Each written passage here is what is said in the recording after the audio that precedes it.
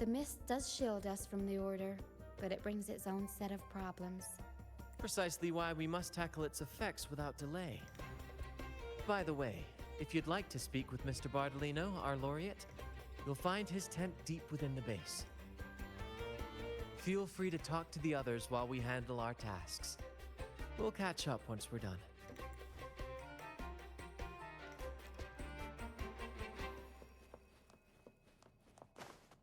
Can you keep up?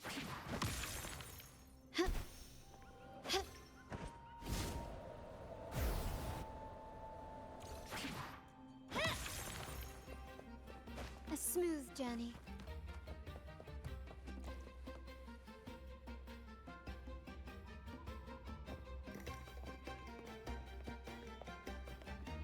Relax, young man. Life's only just unfurling its sails for you. Why sit there like one of those dour statues in the Order's halls? Don't be afraid to show a little spark.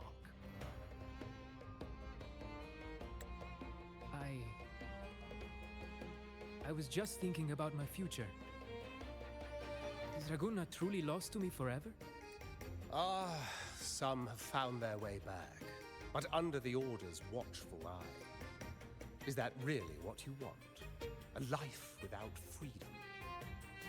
Listen, you don't need a grand stage to leave your mark. A true Raganese can turn even a ragged tent into the finest theater. That's what I'm preparing to do. I might be an old man now, but don't let that fool you. I was once crowned with the laurel, you know. You? Are you Mr. Bardolino? In the flesh. Ha ha ha ha! As I took my final bow on stage, a bright light pierced through the clouds, shining down from the sky, and then a radiant laurel descended upon me, and I heard a voice. It was the Sentinel's voice, ringing in my head. I asked them a question that had puzzled me since childhood. The ultimate philosophical riddle. What should I eat tonight? And they answered. The body is the temple of the mind. To keep your mind sharp, do consume healthy food, such as the loris salad. But why loris salad? I was baffled, and the meaning still eludes me to this very day. I've never been quick-witted, though, and the Order's doctrines never quite took home. Acting, however, that is where my true passion lies.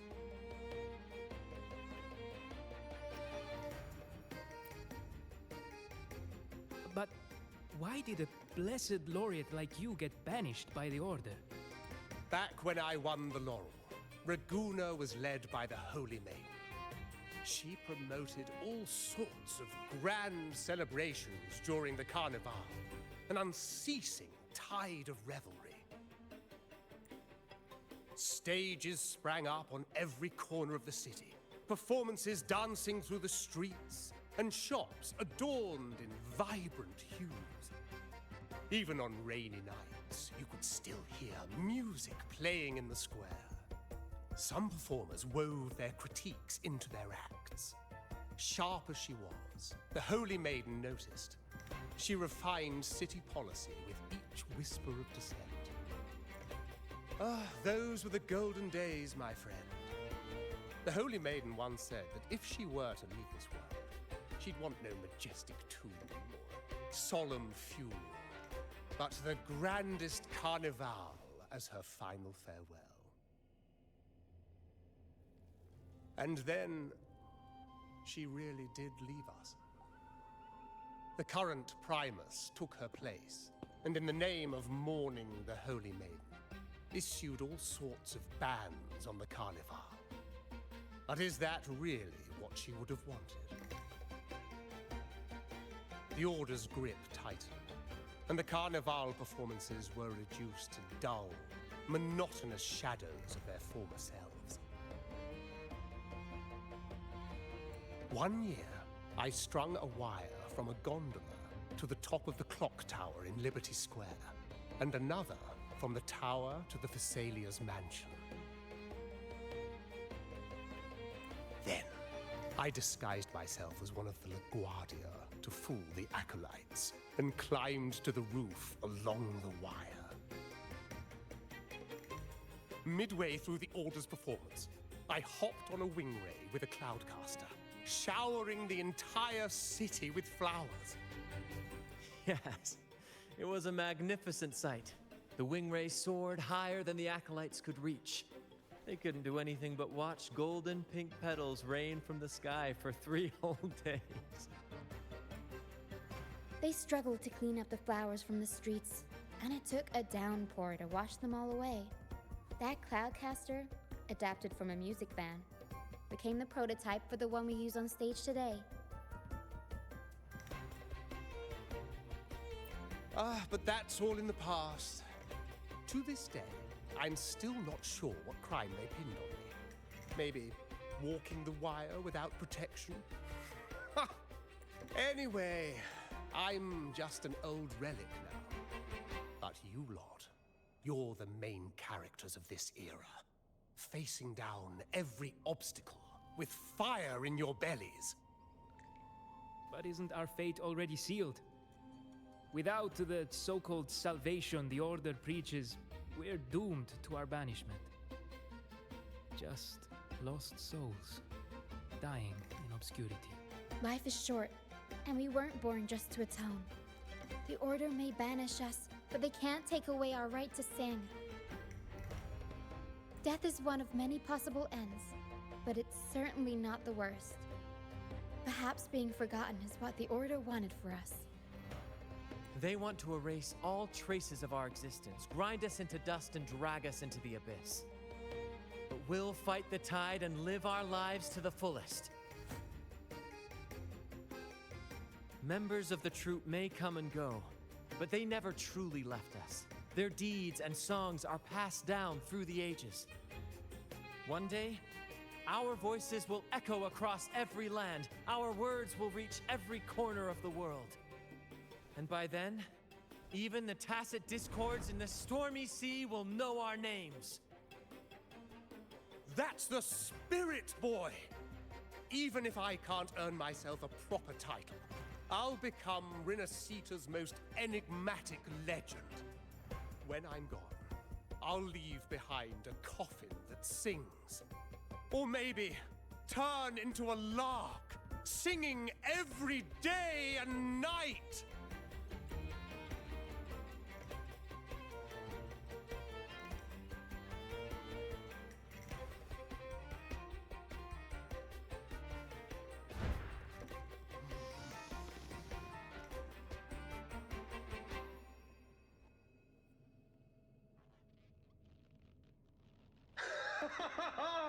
What say you, Brad? Do you like this stage design? It could be used for this year's Carnival.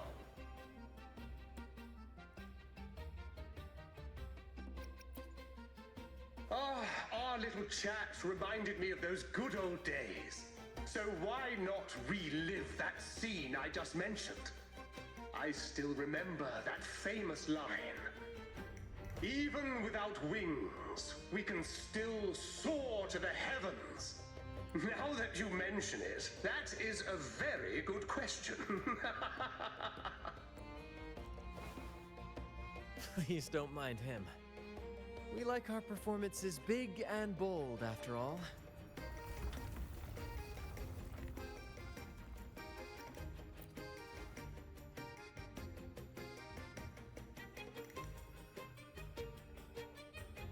That fight with the dragon probably messed with the mountain's stability.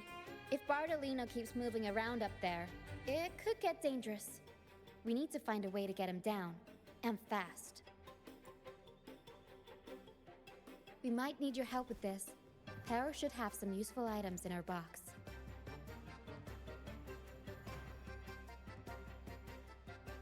We've got a cloudcaster that can conjure up some fluffy cloud cushions.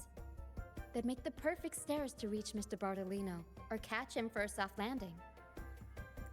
but some of its parts have been borrowed by other troop members.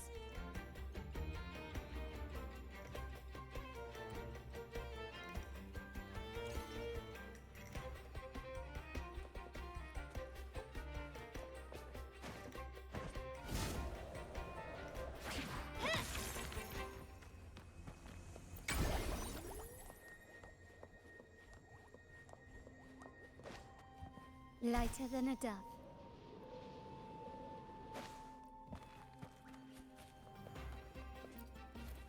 Come on, fish.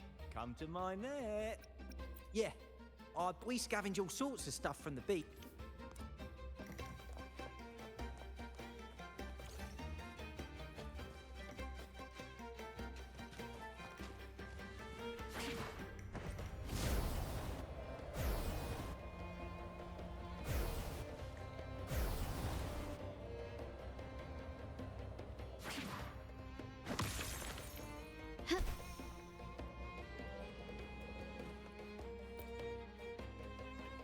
La la la la la. I'd rather be a wild flower, ignored by all in my cloudcaster. Here, the resonance unit. It helps me find the right pitch and rhythm. Works like a charm. Yep.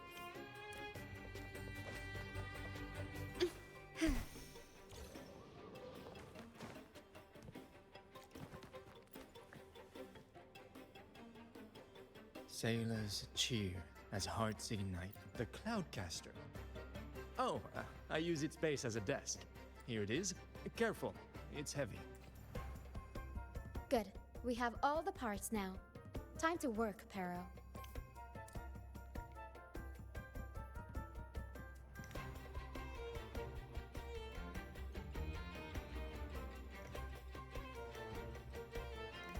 Everything's set for Let's position a cloud cushion beneath Mr. Bardolino.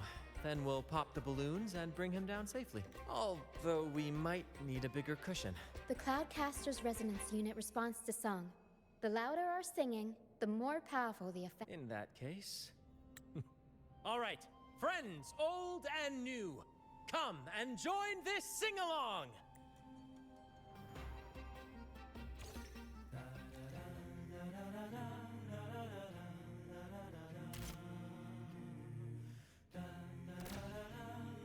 Bullseye! How about showing off that aim again with the rest of the balloons? Almost done! Oh, thank you, dear boy. You helped me complete this performance and fulfill one of my dearest wishes. Please, I'll gladly give you my most prized possession.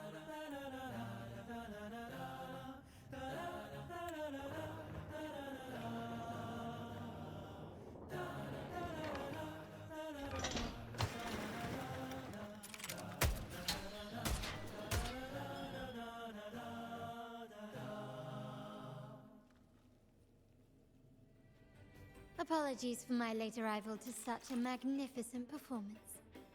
Did I miss anything? Oh my, oh my. What an honor to witness the beauty of our generous benefactor. Thank you, my lady, for rescuing this humble soul in his moment of need.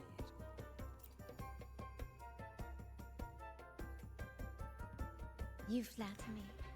The family's protection extends to all who stand by us. Might I say what a pleasure it is to see you again, Miss Carlotta. You have my heartfelt gratitude.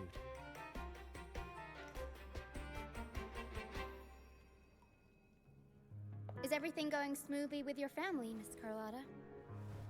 Yes, thank you. The Order's scheme was uncovered as planned. Uncle Capilet was rescued, and Grandfather has handled the rest. I still owe you thanks for improvising with me in front of that priest.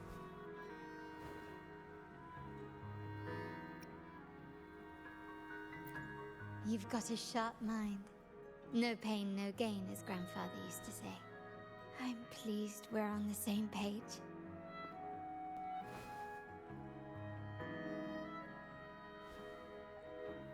Your kindness is much appreciated. The Montellis won't forget this. In return, I'll share everything I know.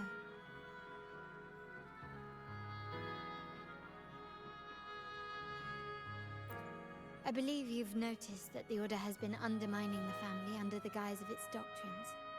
Alienation, monopolization, just a few tricks up their sleeve. Their true motives, however, run deeper. Their alliance with the Fraxides speaks volumes. While we don't know the full extent of their conspiracy, one thing is clear. Their sights are set on this year's carnival. The carnival is likely where you'll find clues about the Sentinel.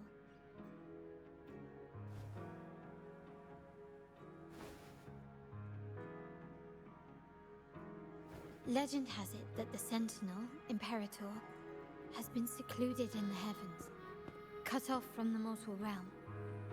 The last record of the Sentinel is from the Carnival a decade ago. At that time, the entire city was shrouded in mist. Ghosts roamed the streets. A dragon roared from the sky, and a sea behemoth raged, summoning towering waves. Do any clues come to mind?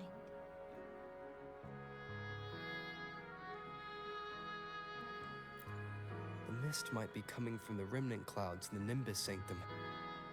Lorelei has the power to purify and control them, but the Fraxides interfered. Remnant clouds corrupted by evil will disrupt Echo's frequencies. If the mist had spread to the city, it would have stirred the echoes into chaos.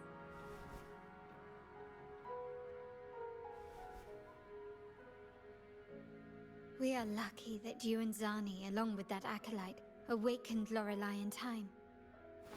You prevented the mist from spreading and averted the wave-worn. The Fraxides must still be licking their wounds. At that time, the entire city was shrouded in mist. Ghosts roamed the streets.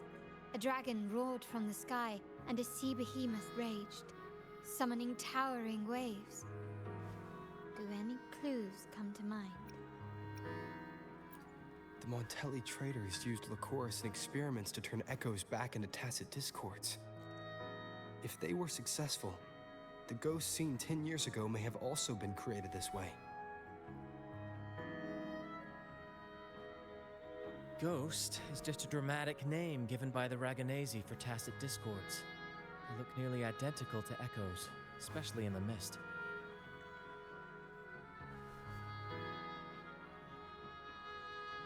With your help, Grandfather has thwarted their plan. No corrupted echoes will appear at this year's carnival. At that time, the entire city was shrouded in... The Order has allied with the Fraxides to control the dragon. From what I saw when I connected with its frequency, they might be planning to command it to attack Raguna during the carnival. After the tacit discords took over this isle, the Order used them as an excuse to forbid any entry. It might be their way of concealing the dragon's existence. But without the Lycoris, the Dragon of Dirge is now off the table. At that time, the entire city was shrouded in mist. Ghosts roamed the streets. A dragon roared from the sky, and The remnant clouds spreading, experiments to turn echoes, and the dragon's manipulation. The Order plans to recreate these disasters at this year's ceremony. The Order and the Fraxides are allies. To prevent the Carnival's sabotage, we must stop them. But what is their motive?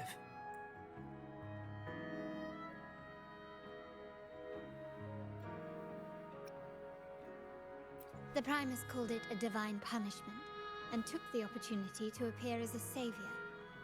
A perfect way to build legitimacy. The Order relies on the people's faith in the Sentinel. With the Sentinel's 10-year absence, faith in the Order has waned. They must be desperate to restore that trust. It is for this reason that the Order has been forced to revive the festival.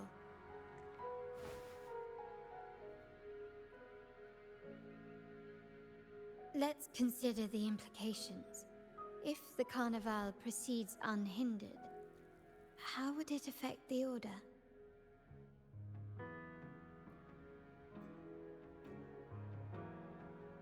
The current Primus claims to be the Enlightened One, the Sentinel's Resonator.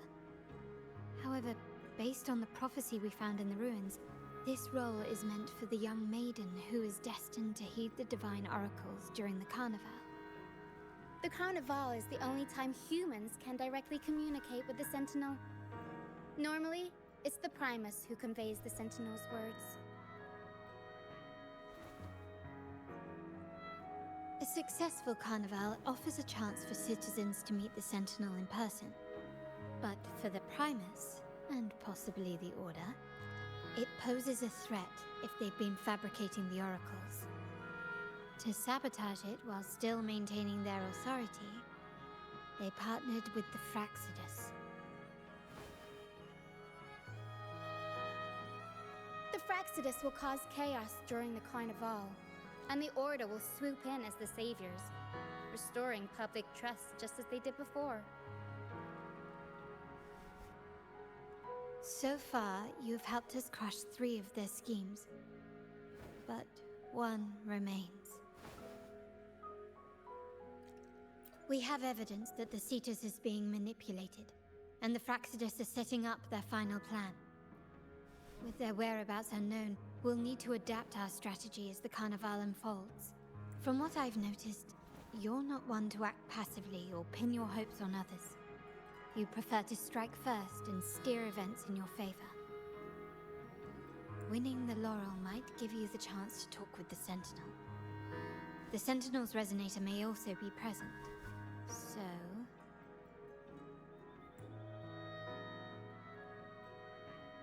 Our aim has always been clear: to restore the Carnival to its former glory with a performance for the ages. If the Divine truly exists, would they wish to see their people living without freedom? Or witness a festival twisted into a tool for tyrants? If we win the laurel, we'll show that such punishment is absurd. But if that's truly their design, we shall break those divine shackles ourselves. Whether divinity exists or not, we will fight for Raguna's freedom, where everyone has the right to live and pursue a future of their own choosing. The Montellis share this vision. Only in a free society can a fair and open market thrive. However, the troop alone is too weak. The family is under close watch and our enemy hides in the shadows. We need your strength to find our way forward. Thank you. I'm pleased we've reached an agreement once more.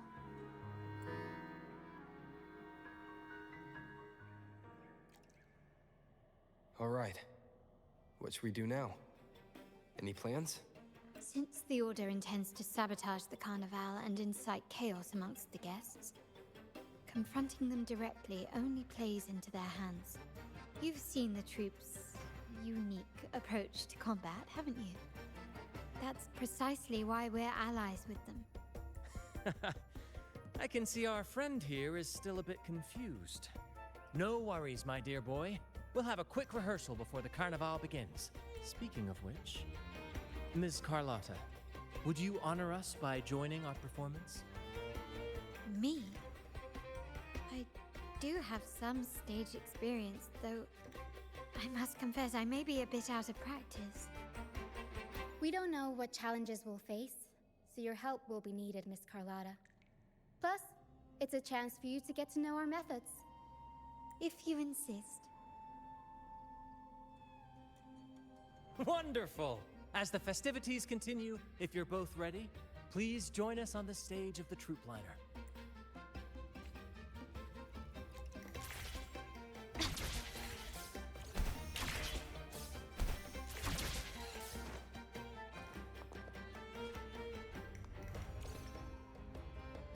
Our rehearsals are rather straightforward. No scripts, just pure intuition and our senses guiding us. That's what makes Commedia Improviso truly come alive. For our improvised comedy, we start with a theme. From there, we build our lines and act on the fly, responding to the unfolding show and audience reactions. But with the limitless capacity for human creativity at play, the plot can sometimes veer into the, well, unconventional. To prevent things from spiraling too far, we set an anchor for the performance. Pardon my interruption, but I'm quite curious. What sort of bizarre plots have you encountered? Well, something like a humble craftsman from a small town sets sail on a rainy night, stumbles upon ancient ruins, is reincarnated with superpowers, and then decides to conquer the galaxy, becoming the Emperor of the Stars. So, we draft a basic outline that assigns roles and guides the plot's direction. And this time, our outline is: a kingdom is attacked, monsters run rampant, and the Demon King has kidnapped the Holy Maiden. A few brave heroes accept the minister's quest to defeat the Demon King and rescue her.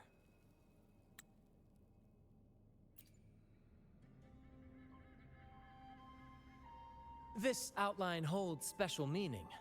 We want to pay tribute to the play once performed by the Blessed Maiden herself, which was also about a hero facing a Demon King. Good people have their wishes fulfilled, heroes appear in a time of crisis, justice triumphs over evil, and united friends are undefeatable. This is the tale the Blessed Maiden once told, and it's a universal story we want to portray. To me, the world is a stage, and performing is much like combat. Coordinated movements, quick thinking, sharp reflexes, and, above all, trust in your allies. What I'm getting at is that you both are very skilled and capable. We don't have many do's and don'ts. So relax and express yourselves freely on stage. This rehearsal is to help you get familiar with basic stage movements, techniques, and the troupe style, and to build good rapport. Exactly. I'll handle the stage lighting, Brant will narrate, and the rest will take on the role of the audience. If you're ready, let's begin. Everyone, a big round of applause to welcome the Rover and Miss Carlotta on stage!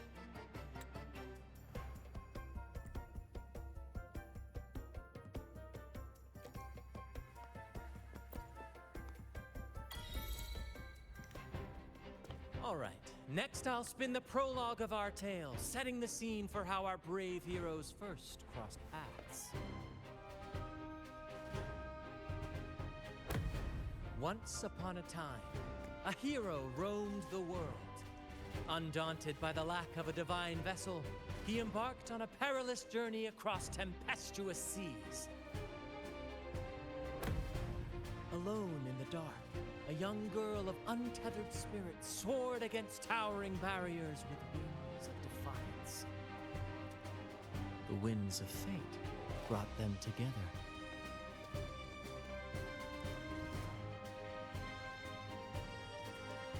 As the world teetered on the brink of absolute darkness, they found solace in each other's gaze.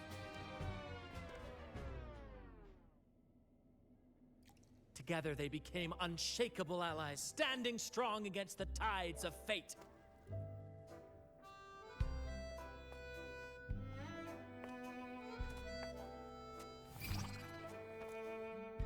Even if light were to fade from the world and the stars cease to shine, they would still blaze like the sun forever.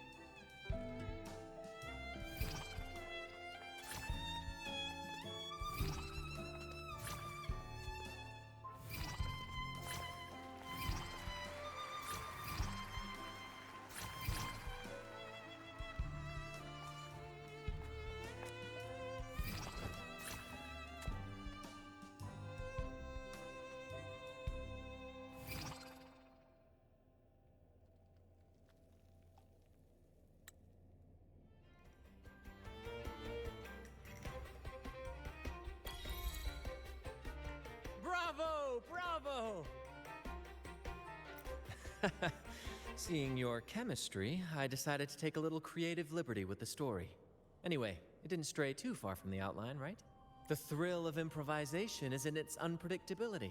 There's always a rush of excitement with every twist and turn. Your movements were seamless, elegant, and powerful. I'm confident you'll shine at the carnival. Thank you. It was all thanks to you. You inspired me and kept my spirits high.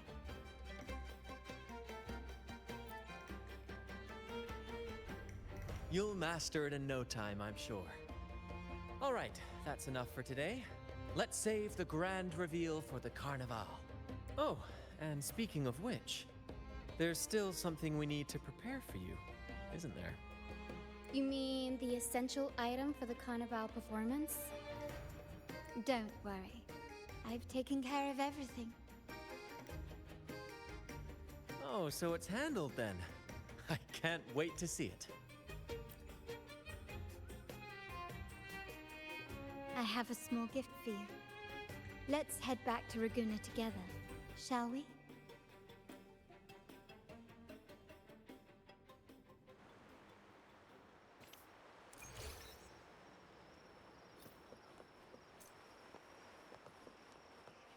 This way. Please, follow me. Where are we going? Please allow me to keep that a secret for now. I wouldn't want to spoil the surprise. But here's a hint. You've been there before.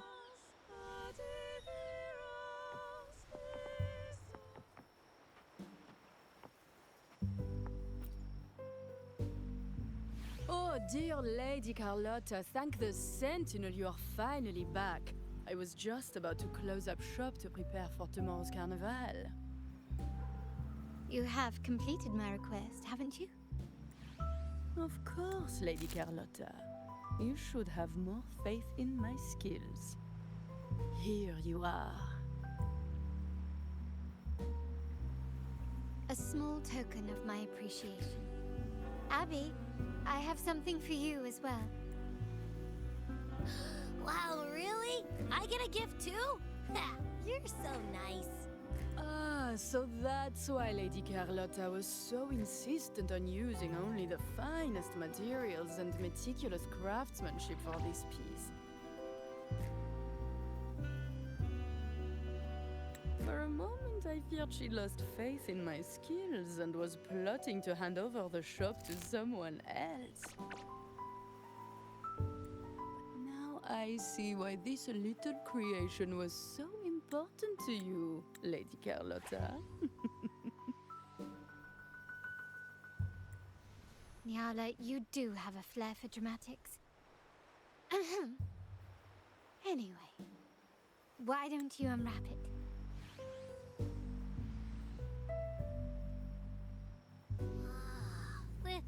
This is... I took the liberty of having Nyala custom make this mask based on my impression of you. I hope it suits your taste.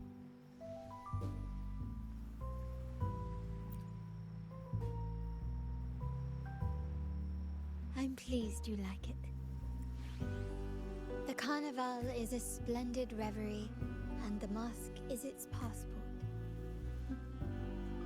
May it help you navigate the carnival with ease, and let you enjoy it to your heart's content. We will, for sure. May I take a bit more of your time? Walk with me through Raguna tonight. I have some additional information to share with you. Raguna.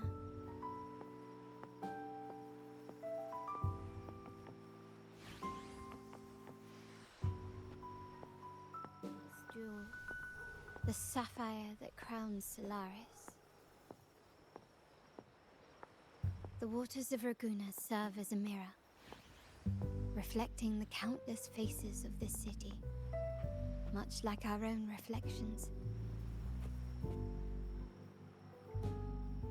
There was a time when the currents swept us into the jaws of uncharted waters, where relentless storms and voracious waves awaited. But after weathering such trials, they revealed to us a hidden gem. The shores themselves. My family has always been drawn to the thrill of a new voyage. One stormy night, fate decided to play a hand. What we discovered there on that island, the technology and novel ideas, was nothing short of a blessing in disguise. Exactly. When we heard the Blackshaws were hunting for a legitimate entry into Raguna, I thought, why not bring them into our little venture? Hence the invitation. My family has always been drawn to the thrill of a new voyage. One stormy night, there exists only one relatively safe route from the Blackshaws to Raguna. A path known solely. My family has always been drawn to the thrill of a new voyage.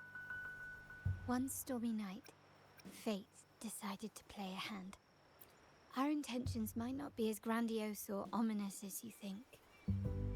We seek. Legend has it that when people first arrived on this island, Genesis Nexus was already here, welcoming them. The prevailing belief is that the Sentinel gifted us this technology, and despite nobody ever seeing the Sentinel in person, we talk with them through supposed telepathy.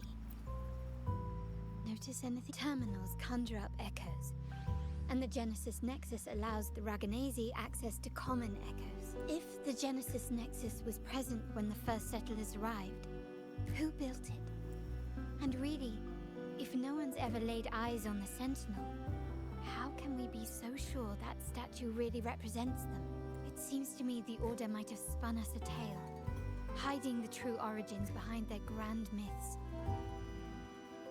No, we have no ambitions to rule or to renounce our faith. And really, this city should not be ruled by any... The hour grows late. I have arranged accommodations for you at Palazzo Agrota in the south. Let us walk there together, and I can share a story along the way. Think of it as a bedtime tale. I learned it from the troop. It's about Fleur de Lis, the Blessed Maiden. Once, the Blessed Maiden was just a simple peasant girl. During the Sentinel's gratitude rite, the young Fleur de Lis managed to sneak past the guards and drink the sacramental wine. Every drop.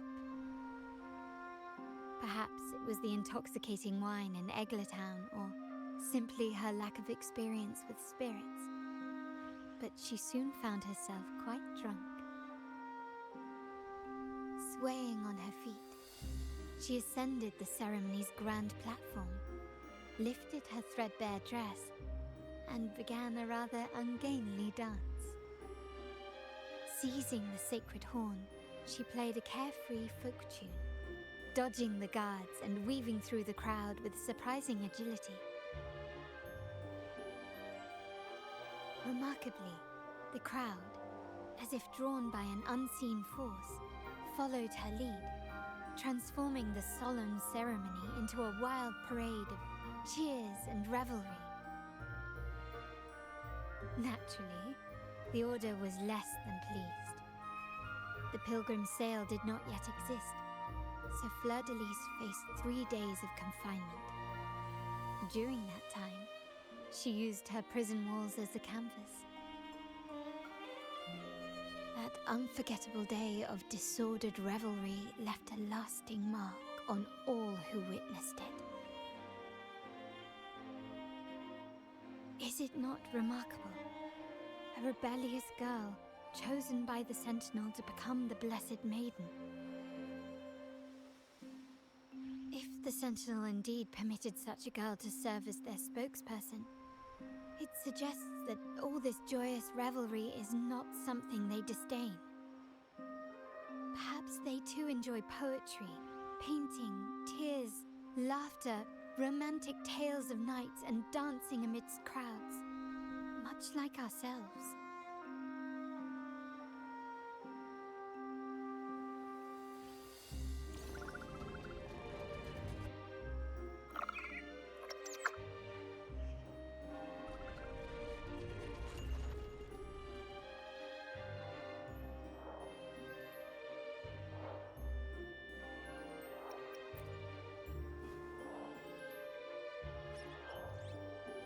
people of this island came from diverse civilizations now lost to time.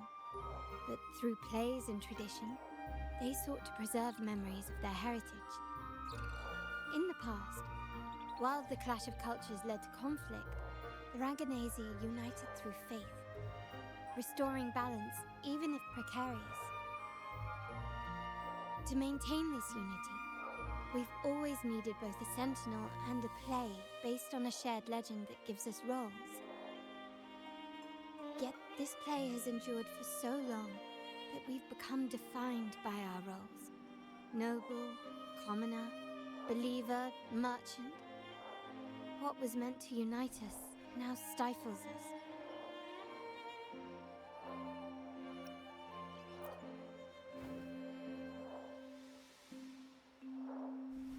Now, we yearn for a day when we can truly set aside our titles and positions, express our true selves, and join together in celebration.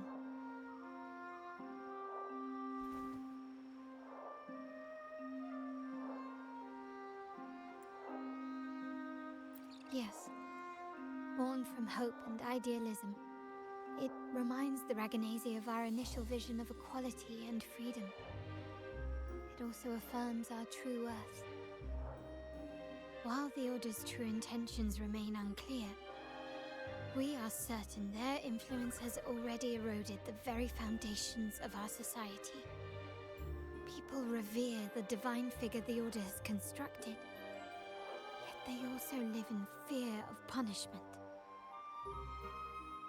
Legends become accomplices in fostering ignorance, and faith becomes the loyal executioner of cruel punishment. An invisible cage has trapped us all. Speaking freedom within a cage is absurd. Fear and ignorance are our foremost enemies. This year's carnival will spark a flame fierce enough to burn down that cage.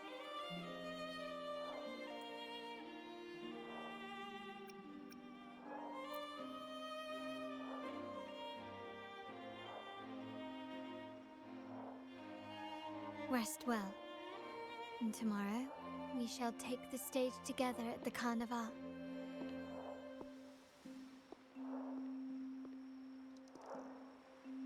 Good night.